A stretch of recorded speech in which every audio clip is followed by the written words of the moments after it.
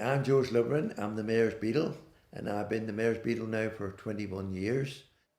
The proclamation of Barnstaple Fair now has been going on for at least 800 to 1,000 years, and it's been near enough exactly the same as it was they days. And it was always tradition that you heard years ago that you could hear from the steam gallopers that was there that they used to send off a whistle good whit whit whit whit, and that would be the start of Barnstaple Fair. Now, when that went off, you know then that the glove was out the window, and the archway were put up there saying welcome, which was there, and we always had our guest speakers, which was in the Mayor's Parlour. I'm usually in here round about Barnstaple Fair morning, round about 6:30 in the morning, and then it's all the silver which is in here, that all comes, it only comes out once a year. The rest of the year it's always tucked away in the cabinet there. Usually John Hyman and myself put that out, and then you got Fred and Lance, which is our mace bearers, them the ones that do the ale, and we also get the fairing, which we use. Put that on the plates in there, which dirties we put on top, and that's then put in on the table, and then when after they've made the speech and says Barnstaple Fair, the fairing is passed around to each and every one of them in the hall there. And then we go downstairs and line up.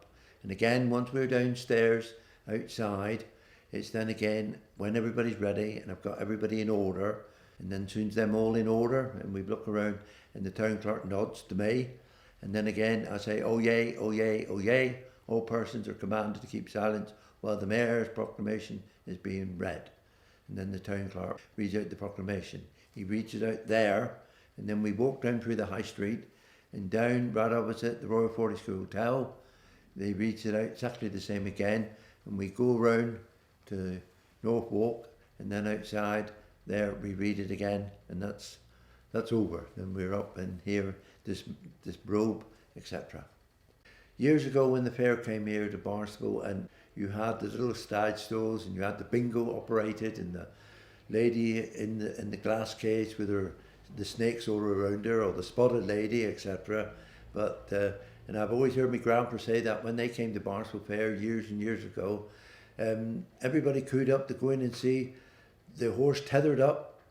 He got where his tail should be, his head is, and where his head is, his tail is. He said, and everybody went in and see it, and when they come out, they was all laughing. Nobody said a word, but the only thing it was that they got the horse tied up the wrong way round. So I lived in Barnstaple all my life. It's usually a place called Ladywell up at Pilton up there, and I used to be always went to school and that, and used to always be here when the fair moved in, and I used to go to the fair every night near enough.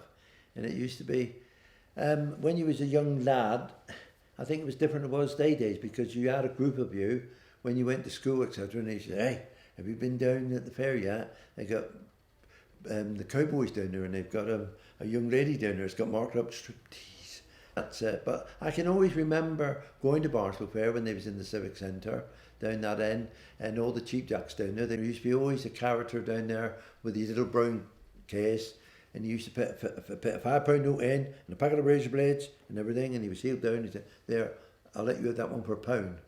And I can guarantee that all those that bought him for £1, only thing that was inside the paper and beside the envelope was might have been a one razor blade or something. That was the £5 note had disappeared.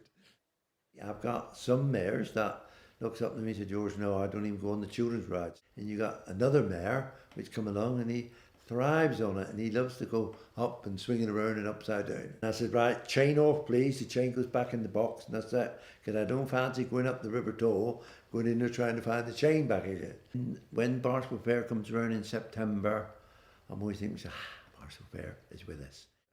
To me, that's a part of Barnstaple's heritage. Branham's pottery is gone, and there's the same with Chaplin and Petters.